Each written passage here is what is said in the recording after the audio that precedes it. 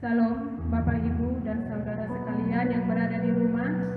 Puji Tuhan, kita masih diberi kesempatan pada hari ini boleh beribadah dalam rangka merayakan hari kenaikan Yesus Kristus.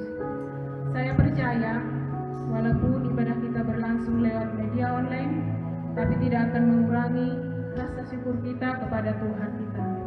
Bapak Ibu yang terkasih, mari arahkan hati dan pikiran kita mau menyembah Tuhan.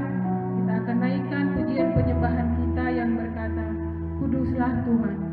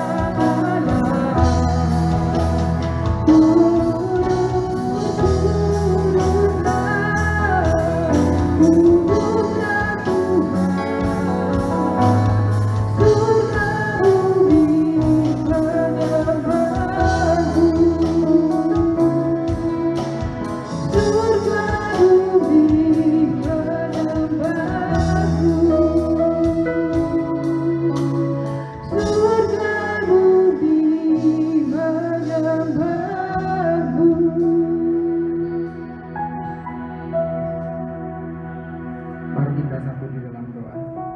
Terpujilah Engkau Allah yang menciptakan langit dan bumi dan segala isinya, Allah yang kami kenal di dalam Kristus Yesus, Allah yang kami peringati bersama-sama pada hari ini mengenai kenaikan Tuhan kami Yesus Kristus ke surga untuk menyediakan tempat bagi kami. Berkatilah kami Tuhan di dalam ibadah kami, dalam rangka merayakan kenaikan Tuhan Yesus Kristus. Siapkan hati kami bahwa kami masuk dalam hadirat-Mu untuk menikmati puji-pujian, menikmati firman Tuhan, menikmati persekutuan kami. Kami serahkan seluruh rangkaian ibadah kami dari awal sampai akhir nanti. Jadi di dalam nama Yesus, Tuhan dan Juru Selamat kami yang hidup, kami buka ibadah kami. Amin.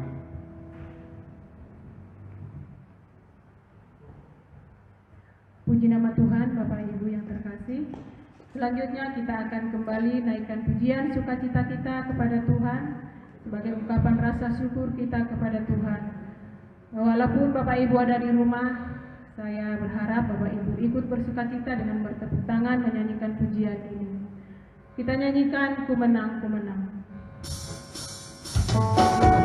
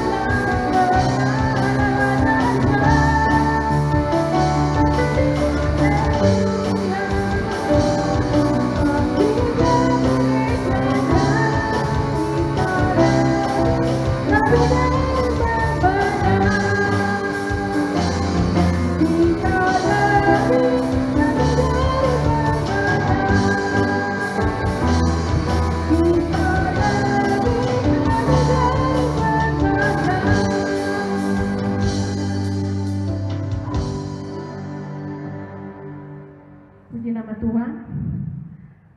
Tiba saatnya kita akan mendengarkan kebenaran firman Tuhan yang akan dibawakan oleh hamba-Nya. Bapak, Ibu, Saudara yang terkasih, mari kita siapkan hati kita untuk mendengarkan firman Tuhan. Sebelumnya kita angkat satu pujian yang berkata, Tuhan, aku rindu.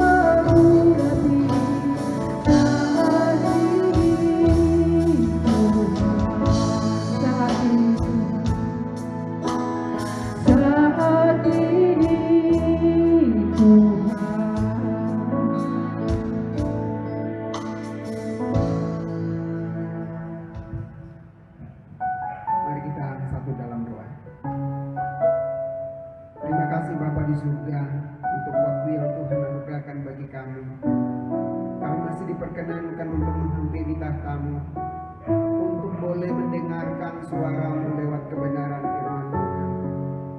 Pakailah hamba-Mu ya Tuhan menjadi alat-Mu di dalam tangan kuasa-Mu. Sembunyikan hamba di belakang salib-Mu. Biarlah Engkau yang nyata yang nampak lewat pemberitaan firman Tuhan ini.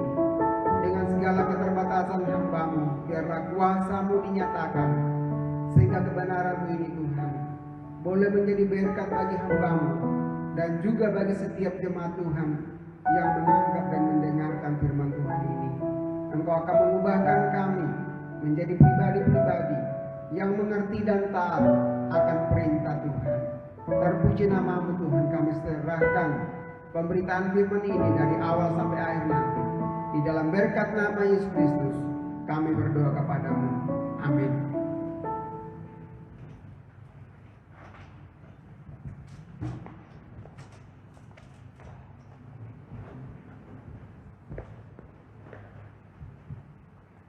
Ya, salam Bapak Ibu jemaat yang saya kasih dalam Tuhan, saudara-saudara yang dikasih oleh Tuhan Yesus. Puji nama Tuhan karena hari ini kita bersama-sama bersukacita, bersyukur bersama kepada Tuhan karena Tuhan masih memperkenankan kita untuk bisa memperingati bersama-sama kenaikan Tuhan Yesus Kristus ke surga sebagaimana firman Tuhan yang akan kita pelajari bersama pada pagi hari ini. Mari kita membuka Alkitab kita. Saya ambil di dalam Kisah Rasul pasal yang pertama, Kisah Rasul yang pertama, ayat pertama sampai dengan ayat yang ke-11.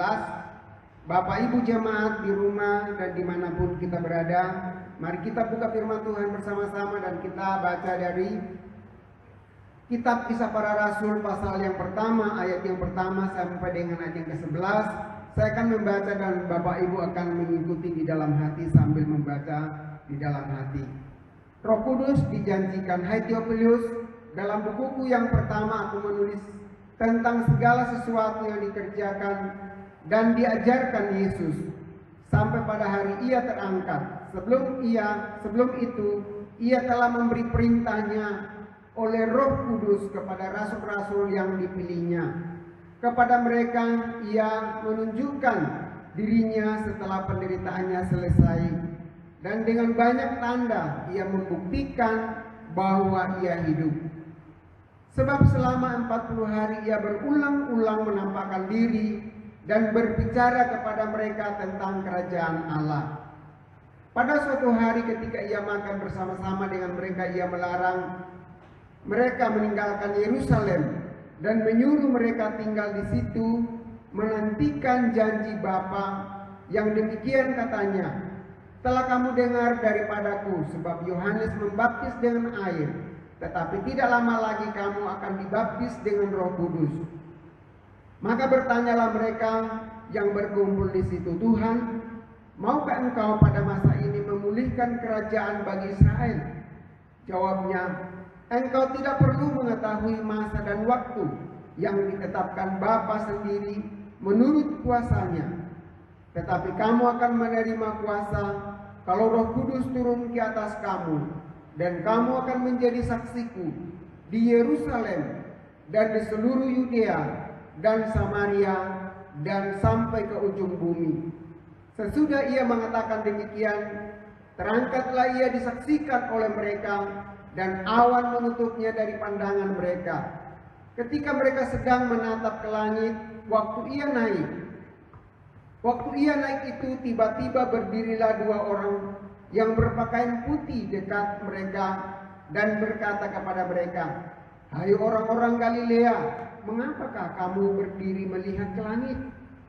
Yesus ini yang terangkat ke surga meninggalkan kamu akan datang kembali dengan cara yang sama seperti kamu melihat dia naik ke surga. Amin. Atas firman Tuhan yang boleh kita baca bersama-sama. Berbahagialah umat Tuhan, kita yang membaca dan merenungkan firman Tuhan dalam sepanjang kehidupan kita. Bapak Ibu jemaat yang saya kasih dalam Tuhan Yesus, tema kita bersama-sama pada hari ini yaitu jangan hanya berdiri di situ. Jangan hanya berdiri di situ. Bapak Ibu bisa melihat di dalam ayat yang ke-11. Di situ sangat jelas sebuah pertanyaan yang malaikat sampaikan kepada orang-orang yang sedang berdiri menonton tentang kenaikan Tuhan Yesus Kristus ke surga. Bapak Ibu jemaat yang dikasihi oleh Tuhan, orang yang menonton sepak bola biasanya yang paling banyak berkomentar adalah penontonnya. Biasanya yang lebih banyak berkomentar atau yang banyak mengetahui permainan sepak bola adalah penonton, karena lebih banyak berkomentar, tetapi ketika mereka dimasukkan di dalam lapangan belum tentu mampu untuk menjalankan perintah dari sang pelatih. Nah, sama halnya dengan kita sebagai jemaat Tuhan. Ketika kita datang ke gereja, ketika kita datang beribadah kepada Tuhan, ada yang memang hadir dalam ibadah dengan kesungguhan hati, dengan penyerahan diri kepada Tuhan. Sebelum berangkat dari rumah, mereka sudah mempersiapkan hatinya untuk menyembah kepada Tuhan. Tetapi tidak jarang juga kita menemukan dalam gereja, dalam sebuah persekutuan, ada banyak orang yang bisa kita temukan di mana ada hanya orang-orang yang mengomentari, yang mengkritik ini dan itu. Memang tidak salah, tidak kita mempersalahkan orang yang mengkritik sebuah pelayanan, tetapi ketika dalam sebuah pelayanan kita sedang beribadah kepada Tuhan, bukannya kita fokus kepada Allah, bukannya kita mengarahkan hati kita kepada Tuhan untuk menyembah Tuhan, mendengarkan firman Tuhan, tetapi lebih banyak kita berkomentar tentang mungkin kesalahan-kesalahan, apalagi dengan pelayanan kita melalui media online. Seringkali kita berhadapan dengan teknis yang ada, mungkin seringkali ada kemacetan-kemacetan di dalam pelayanan kita karena peralatan yang kita gunakan sangat terbatas. Tetapi bukan di situ fokus kita. Fokus kita adalah ketika kita masuk dalam hadirat Allah, maka kita akan memberikan hati kita sepenuhnya kepada Tuhan untuk menyembah dan memuliakan Tuhan. Bapak Ibu jemaat yang dikasihi oleh Tuhan, mengapa sampai dua orang yang berpakaian putih itu sampai menyampaikan sebuah kalimat pertanyaan kepada orang-orang Galilea yang waktu itu datang menonton tentang kenaikan Tuhan Yesus dengan berkata, "Hai orang-orang Galilea, mengapakah kamu berdiri melihat di situ? Mengapa kamu hanya melihat hanya di situ?" Itu artinya bahwa ada sesuatu yang seharusnya dikerjakan, dilakukan oleh orang-orang murid-murid pada waktu itu. Mereka yang sedang memperhatikan kenaikan Tuhan Yesus Kristus ke surga. Tidak memang kita salahkan para murid dan orang-orang percaya yang sedang menyaksikan gurunya sedang terangkat ke surga. Sebuah momen yang langka yang tidak pernah terjadi. Sekian lama murid-murid ini, orang-orang percaya ini bersama dengan Yesus, bersama dengan gurunya, tetapi tiba-tiba gurunya harus terangkat ke surga. Kita pun demikian pasti akan terperangah melihat ketika Yesus tiba-tiba ada di depan kita dan terangkat ke surga. Pasti kita juga merasa kagum dan sebagainya. Lumrah, apalagi ini merupakan momen yang langka bagi para murid yang tidak pernah melihat kejadian-kejadian yang seperti itu. Namun yang perlu kita perhatikan bersama-sama, peristiwa kenaikan Tuhan Yesus ke surga adalah merupakan sebuah rentetan misi pelayanan Tuhan Yesus sepanjang Ia berada di muka bumi ini. Penulis Dr. Lukas yang menulis Injil Lukas dan Kisah Para Rasul secara rinci menuliskan mengenai kelahiran Tuhan Yesus, kematian, kebangkitan, dan kenaikan Tuhan Yesus Kristus ke surga. Ini merupakan rangkaian misi pelayanan yang dikerjakan oleh Tuhan Yesus selama Ia ada di muka bumi.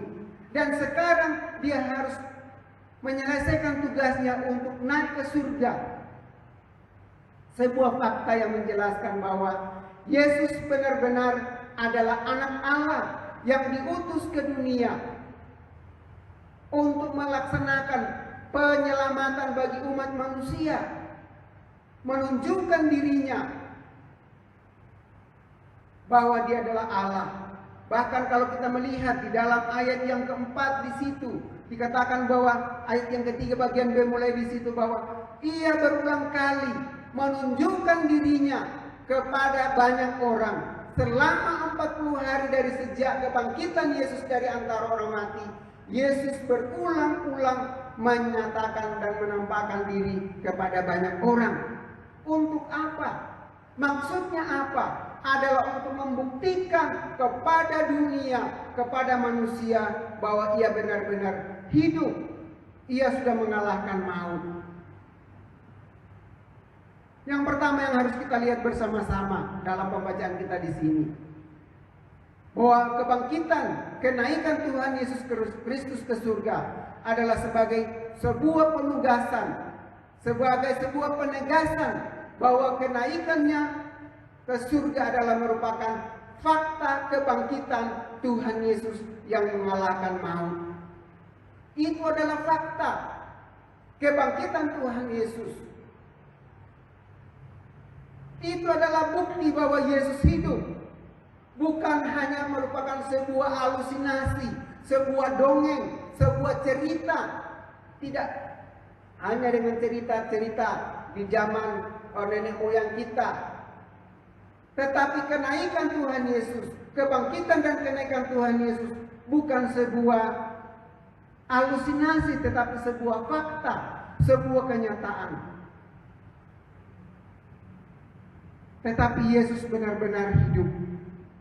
Karena hanya orang yang bangkit, hanya orang yang hiduplah yang bisa naik ke surga. Hanya orang yang hidup yang bisa naik ke surga.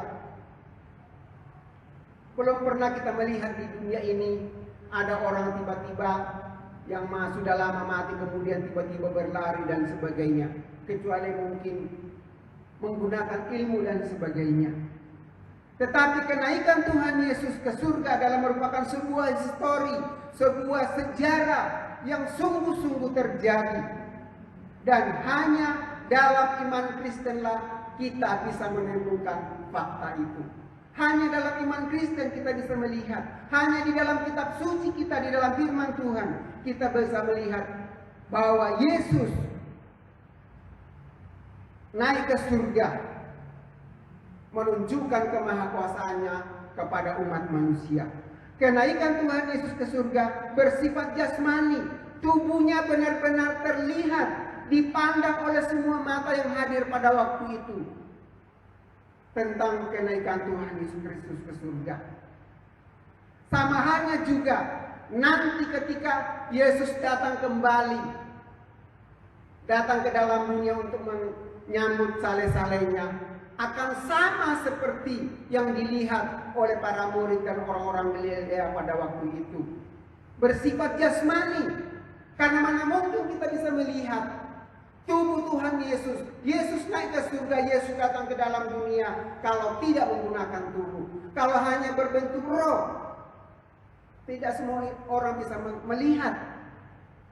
Tapi kita percaya bahwa dengan iman Kristen kepada Tuhan, kita bisa meyakini bahwa Yesus yang naik ke surga utuh seperti firman Tuhan katakan kepada kita bersama-sama. Karena apa? Dia adalah Allah yang Maha Kuasa. Berikutnya, kalau kita bisa melihat bahwa Kristus naik secara perlahan-lahan ke surga, ayat 9 dan ayat yang ke-11 di situ. Yesus ketika dia terangkat ke surga secara perlahan-lahan. Maksudnya apa? Supaya semua mata bisa memandang, bisa melihat. Mengapa ia tidak tahu-tahu menghilang? Dalam sekejap menghilang dari pandangan mereka. Mengapa dia perlahan-lahan? Apa mungkin orang lain berkata bahwa ya mungkin karena pada waktu itu belum ada pesawat, belum ada jet, belum ada roket, belum ada pesawat canggih yang dinaiki oleh Tuhan Yesus ke surga. Bukan permasalahan di situ. Karena ia ingin murid-muridnya, orang percaya, kita semua tahu bahwa ia memang benar naik ke surga. Bukan menghilang tiba-tiba. Kenaikannya ke surga jauh lebih hebat, lebih keren dibandingkan dengan menggunakan pesawat. Karena apa? Yesus kita memang lebih hebat. Itulah Allah kita, itulah Tuhan kita yang kita sembah di dalam Kristus Yesus. Banggalah Bapak Ibu jemaat yang saya kasih dalam Tuhan. Kenapa? Punya Allah yang maha kuasa, punya Yesus yang luar biasa. Dia sudah naik ke surga. Dia sudah tidak ada bersama-sama dengan kita. Tujuan kenaikan Tuhan Yesus ke surga apa? Pertama kita lihat bahwa tujuan kenaikan Yesus ke surga adalah menjelaskan kepada kita bahwa misi penebusan dosa manusia sudah selesai. Misi penebusan dosa manusia, umat manusia, dosa saya, dosa Bapak Ibu sudah dikerjakan oleh Tuhan Yesus. Dan sudah tidak ada lagi pekerjaan yang lain. Yesus sudah menyempurnakan di atas kayu salib. Inilah tujuan Yesus naik ke surga. Bahwa misinya di dalam dunia menyelamatkan Bapak Ibu, menyelamatkan saya sudah selesai. Bersyukur kepada Tuhan bahwa dosa kita sudah ditanggung oleh Tuhan. Yang kedua, apa tujuan Tuhan Yesus naik ke surga? Yaitu untuk menunjukkan bahwa kita orang-orang percaya, kita umat Tuhan, kita anak-anaknya yang percaya kepadanya juga akan naik ke surga seperti yang dialami oleh Tuhan Yesus. Wow, bangga. Saya sangat bangga. Tidak sia-sia saya menjadi orang Kristen. Tidak sia-sia saya menjadi anak-anak Tuhan. Kenapa? Mungkin di dunia boleh kita menderita, mengalami banyak pergumulan tantangan, tetapi suatu saat kita akan melewati. Yang membuat saya menjadi semangat di dalam Tuhan. Kenapa? Karena Yesus yang terangkat ke surga juga akan saya alami nanti jika saya setia sampai mati. Menunjukkan bahwa kita orang-orang percaya yang percaya kepadanya juga akan mengalami hal yang sama yang dialami oleh Tuhan Yesus, naik ke surga. Itulah sebabnya Yesus berkata dalam Yohanes pasal 14 ayat yang kedua dan ketiga bahwa di rumahku banyak tempat tinggal. Jika tidak demikian, aku tidak akan mengatakannya kepadamu. Sebab aku pergi ke sana untuk menyediakan tempat bagi kamu. Dan apabila sudah selesai, sudah siap tempatnya di sana, aku akan datang kembali dan membawa kamu ke tempat di mana aku berada. Itu merupakan sebuah janji Allah kepada kita. Sebuah kekuatan bagi Bapak, Ibu dan saya. Bahwa tidak selamanya kita di dunia ini akan terus-menerus menderita. Tidak selamanya kita akan terus berhadapan dengan virus corona. Kita tidak tahu kapan akan berakhir. Tetapi satu hal yang membuat kita, memotivasi kita tetap setia di dalam Tuhan, mengiring Tuhan, bahwa satu waktu Dia akan datang membawa kita dan mengangkat kita seperti Dia sudah mendahului kita naik ke surga. Kenapa? Karena tempat kita bukan di sini. Tempat kita bukan di dunia. Asli kita bukan di dunia. Pada waktu kita percaya dan menerima Yesus sebagai Tuhan dan Juru Selamat kita, firman Tuhan katakan bahwa kita beralih kepada kehidupan yang kekal. Dan tempat kita yang sesungguhnya adalah di surga. Bukan berarti bahwa kalau begitu tidak usah membangun yang mewah-mewah di muka bumi ini. Tidak usah repot-repot mencari uang, tidak usah sekolah tinggi-tinggi dan sebagainya. Toh juga nanti akan kita tinggalkan semua. Tidak. Kita tetap harus menjalankan kehidupan normal kita di tengah-tengah bangsa ini, di muka bumi ini. Tetapi jangan lupa juga berhubungan dengan surga kekal. Itu adalah jauh juga lebih penting bagi kita. Yang berikutnya, tujuan kenaikan Tuhan Yesus ke surga adalah supaya Roh Kudus diberikan kepada orang percaya. Ayat yang ke-8 di situ. Tetapi kamu akan menerima kuasa kalau Roh Kudus turun di atas kamu. Roh Kudus itu barulah dicurahkan, barulah kita dapatkan, barulah kita peroleh ketika Yesus pergi kepada Bapa, kemudian dia mengutus rohnya datang ke dunia untuk menggantikan peran Yesus. Jika Yesus tidak naik ke surga, maka Roh Kudus tidak akan diberikan kepada kita. Itulah sebabnya dia harus naik ke surga supaya Roh Kudus diberikan kepada kita. Yesus Kristus tidak lagi bersama-sama dengan orang percaya secara jasmani. Matius 26 ayat yang ke-11. Tetapi dengan turunnya Roh Kudus, ia akan menyertai orang-orang percaya. Yohanes 16 ayat yang ke-7. Jadi saat ini kita tidak ditinggalkan sebagai seorang yatim piatu. Mungkin ada anak-anakku, bapak ibu yang sudah tidak mempunyai orang tua, merasa sendirian, tidak ada saudara, tidak ada kakak, tidak ada famili dan sebagainya, tinggal sebatang kara. Ingat bahwa kita punya Roh Kudus yang selalu menemani kita, yang selalu menghibur kita, yang selalu menguatkan kita, meneguhkan kita. Roh Kudus akan diberikannya kepada kita. Untuk apa? Nanti kita akan melihat ayat selanjutnya bahwa ada tugas tanggung jawab yang akan diberikan kepada orang-orang percaya ketika mendapatkan Roh Kudus dari Allah. Ketika ia mendapatkan Roh Kudus dari Allah. Sesuai dengan tema kita tadi di awal, bahwa jangan hanya berdiri di situ. Malaikat mengapa sampai menyentil orang-orang Galilea, orang-orang yang sedang berdiri menonton, melihat kenaikan Yesus ke surga? Karena ada tugas pokok penting, amanat yang harus dikerjakan oleh orang-orang percaya. Ada pekerjaan yang jauh lebih penting yang harus kita kerjakan bersama-sama. Mengapa Yesus terangkat ke surga? Dan mengapa malaikat sampainya berkata bahwa jangan hanya berdiri di situ. Ternyata ada tugas penting, utama, pokok yang harus kita kerjakan. Ayat 10 sampai dengan ayat yang ke-11 di situ. Bahwa ketika Yesus memberikan rohnya kepada kita, Tuhan katakan bahwa kamu akan menjadi saksiku.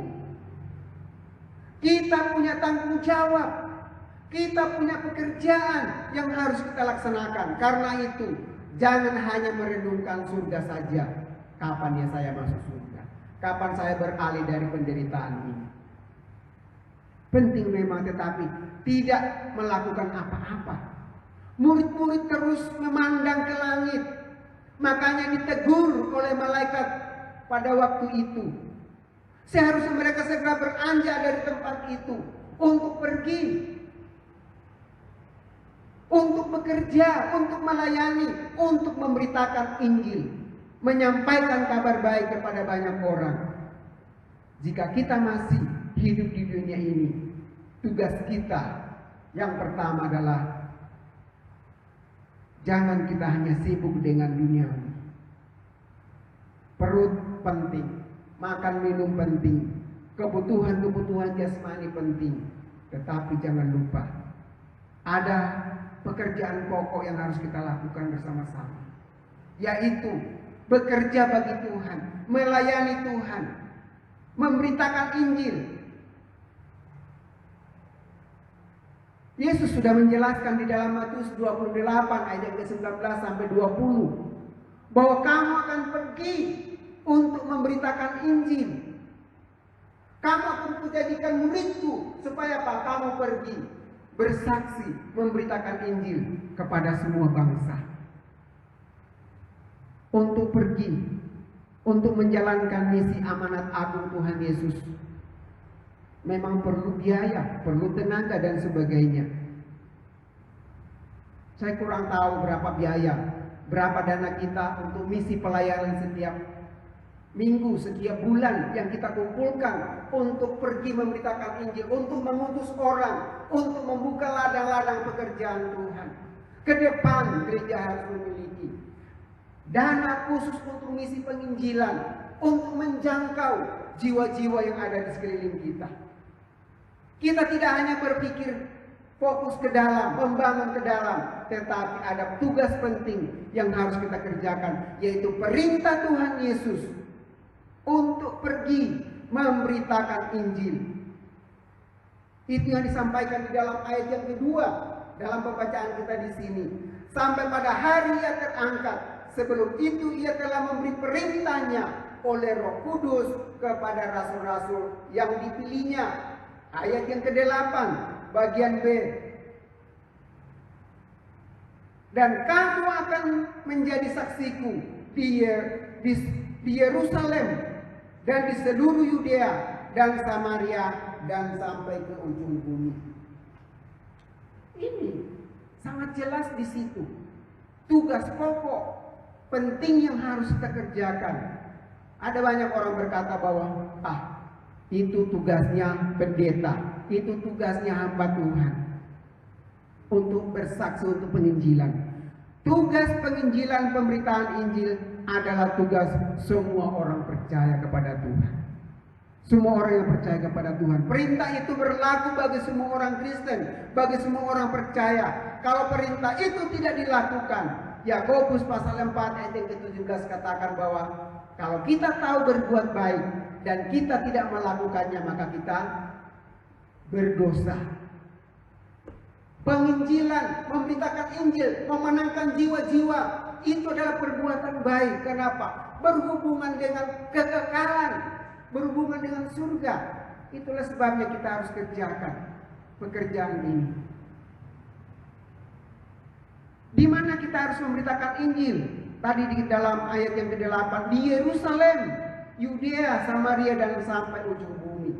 Yerusalem adalah lingkungan kita, terdekat kita, keluarga kita, sanak saudara kita yang belum percaya kepada Tuhan.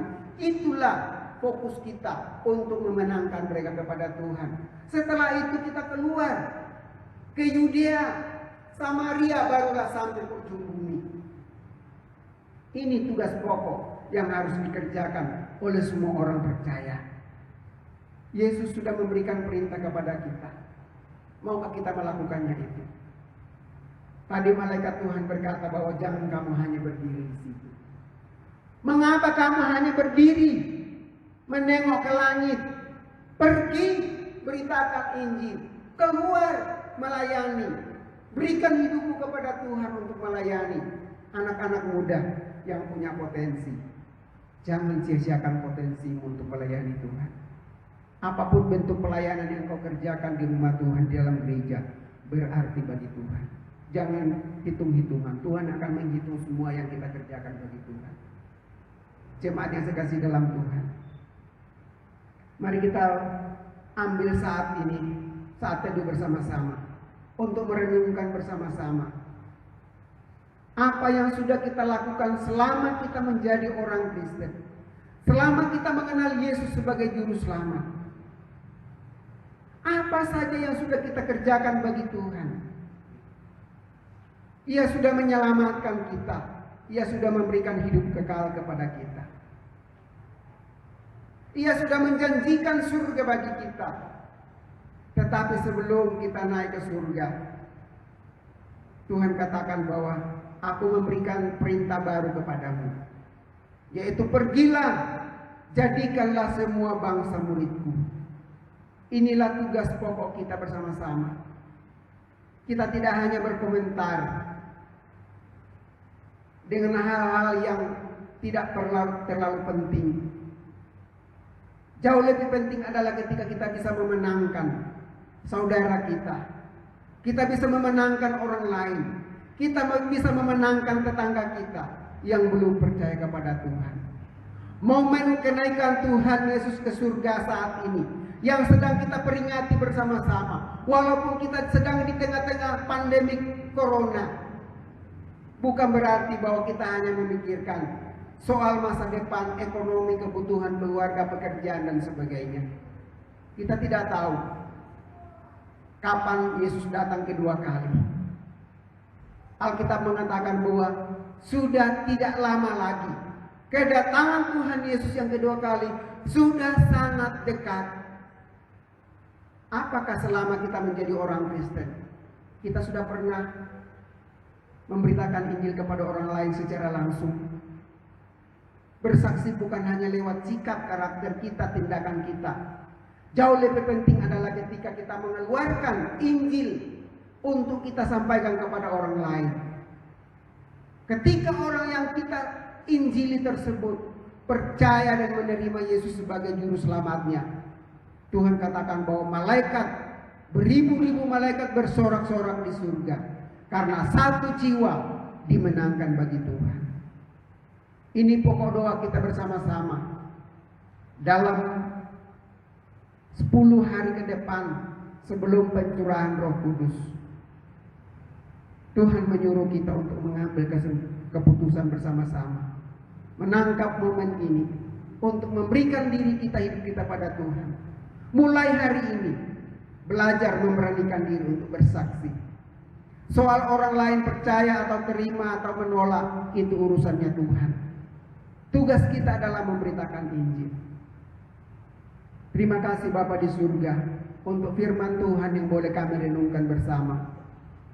Dalam rangka kenaikan Tuhan Yesus ke surga, Tuhan memberikan perintah kepada kami, pergilah, jadikanlah semua bangsa muridku.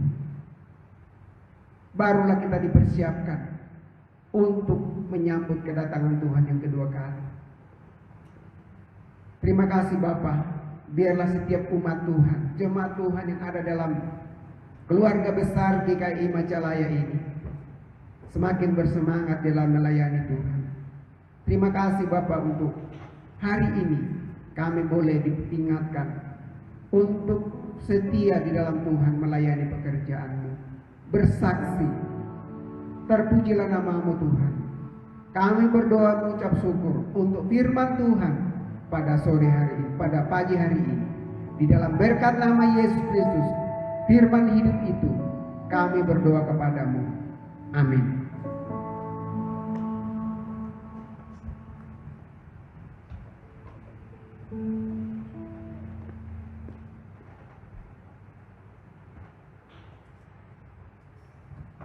Terima kasih untuk firman Tuhan. Kiranya firman Tuhan boleh menjadi kekuatan untuk kita menghadapi hari-hari ke depan. Akhirnya kita berada di penghujung ibadah kita. Seluruh PPJ mengucapkan selamat beribadah hari kenaikan Yesus Kristus. Kita angkat satu pujian untuk mengakhiri ibadah kita. Nanti di akhir ibadah ini dengan hormat hambanya menutup dengan doa berkat. Mari sama-sama kita naikkan pujian ini, sungguh besar setiamu.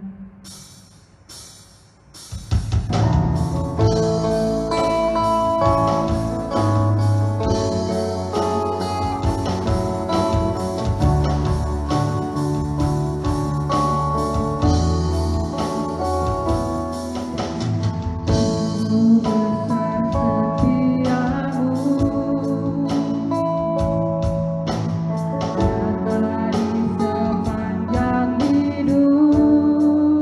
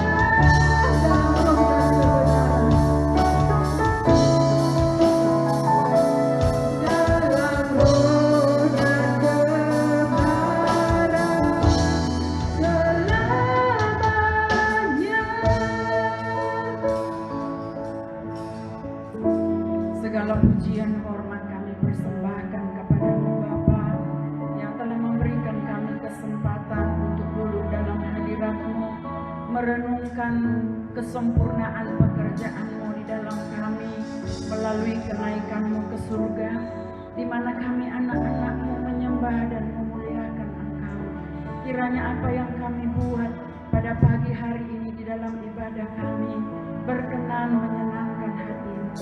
Terima kasih Tuhan, karena kami percaya Tuhan sudah menyediakan tempat bagi kami di surga, dan Tuhan akan datang untuk menjemput kami, dan Tuhan memberikan kami tugas melalui pekerjaan Roh Kudus yang ada di dalam kami untuk menjadikan semua bangsa murid-Mu.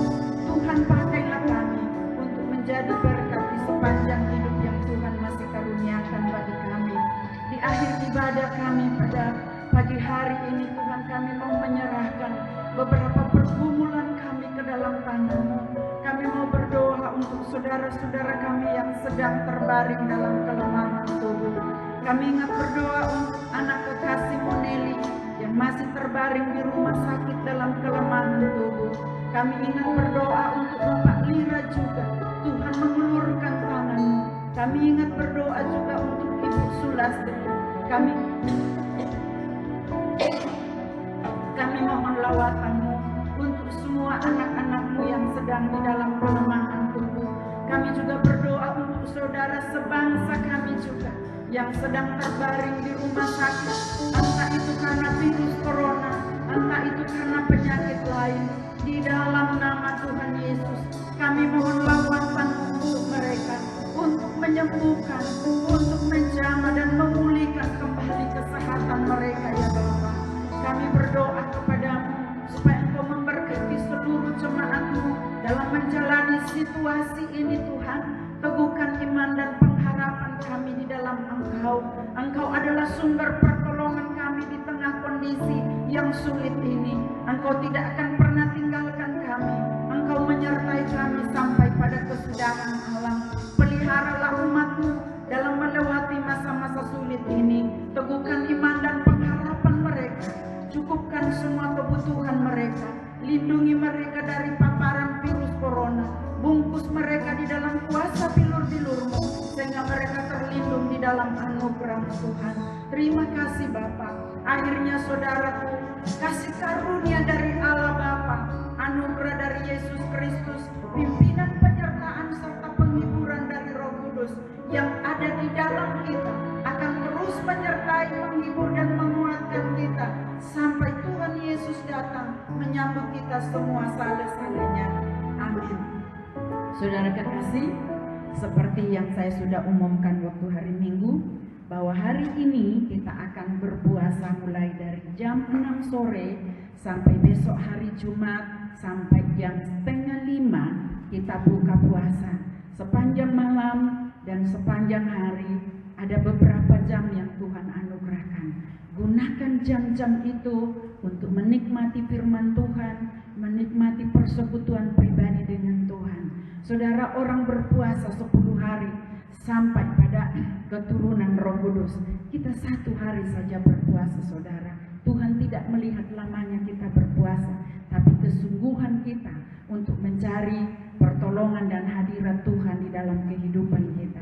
Saya himbau kita sekali lagi, mulai pada sore nanti jam 6 kita akan melaksanakan doa dan puasa. Ya, mungkin malam jam 9 kita berdoa bersama dengan keluarga kita, atau jam 6 kita mulai berdoa, kita baca firman Tuhan yang saya sudah kirim di komunitas GKII di WA saudara, karena saya melihat bahwa di akun Facebook kita jarang yang menggunakan itu. Jadi saya pakai komunitas GKII karena ada banyak jemaat, hampir semua jemaat ada di situ.